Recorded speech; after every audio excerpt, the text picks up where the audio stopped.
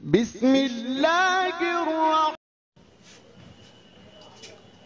السلام علیکم ورحمۃ اللہ وبرکاتہ۔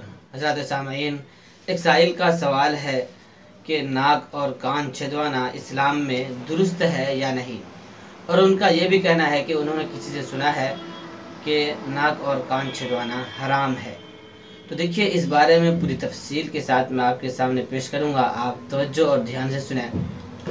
کان اور ناک کا چھدوانا یعنی سوراخ کروانا درست ہے اور جائز ہے اسلام کے اندر، اس لیے کہ نبی کریم صلی اللہ علیہ وسلم کے زمانے میں عورتیں کان چھدوایا کرتی تھی۔ اس وقت بھی یہ کان یعنی سوراخ کروانے کا اور چھدوانے کا رواج تھا، اور نبی کریم صلی اللہ علیہ وسلم نے اس پر نکیر بھی نہیں فرمائی۔